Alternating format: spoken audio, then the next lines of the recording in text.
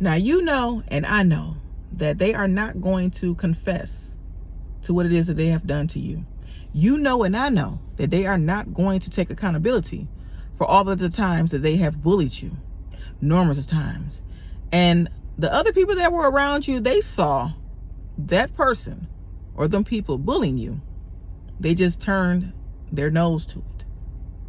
They didn't care what that person or them people were doing to you in the first place.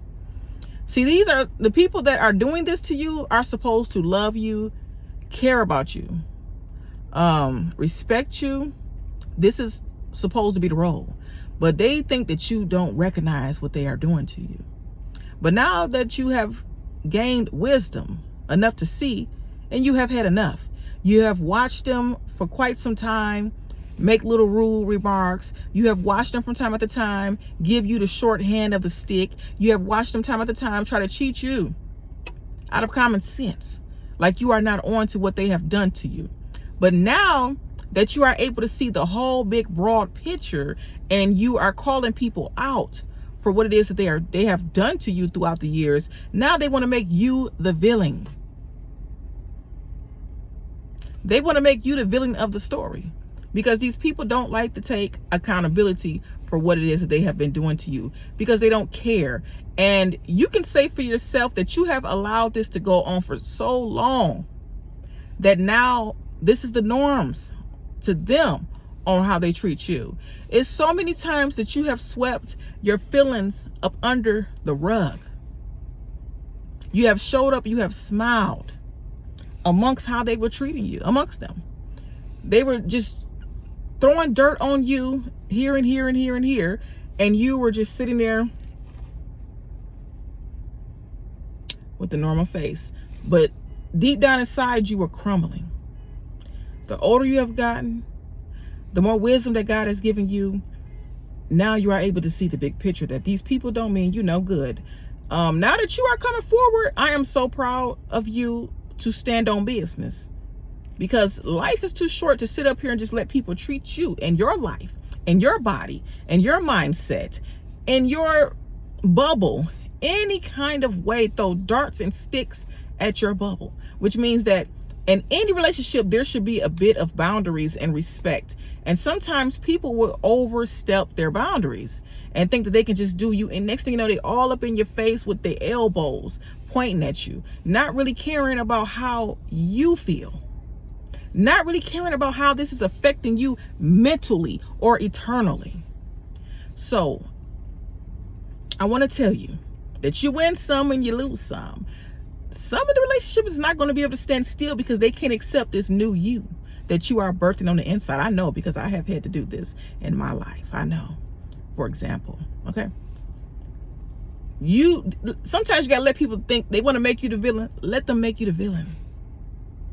Because you know that you mean people well. You know that you're not the villain. You're not the one that's sitting at the table pointing out everyone else's at the Thanksgiving dinner flaws.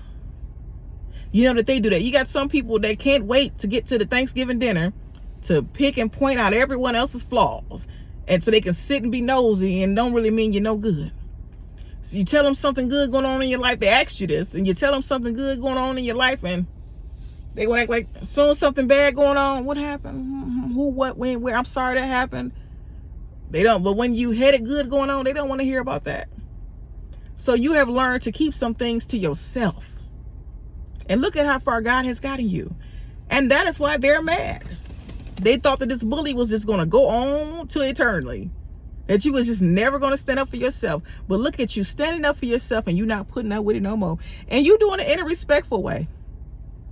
Sometimes you just may have to ruffle some feathers because they didn't care about ruffling your feathers. Sometimes you just may have to hurt some people's feelings.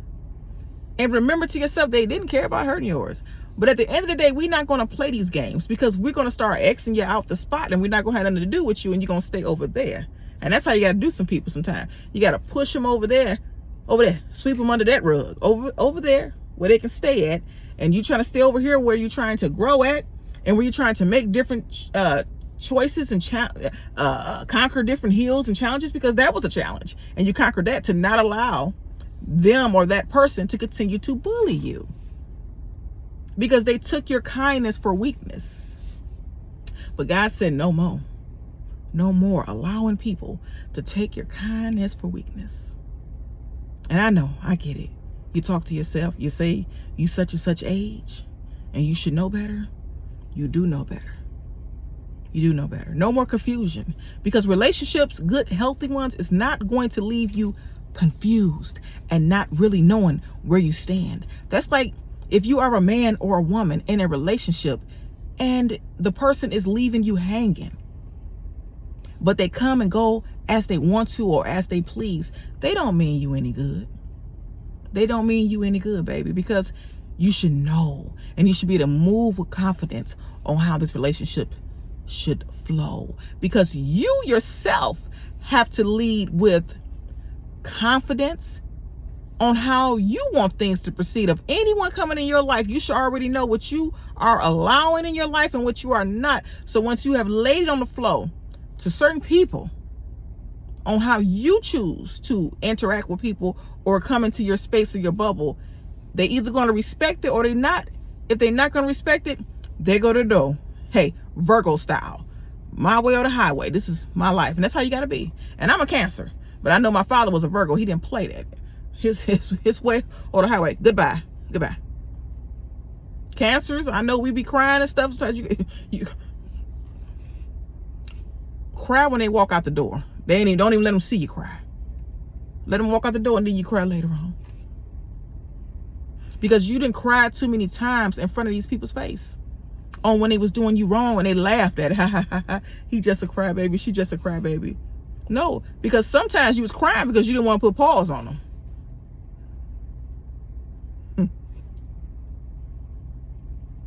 But no more Mr. Nice Guy. We're going to use this up here. All right.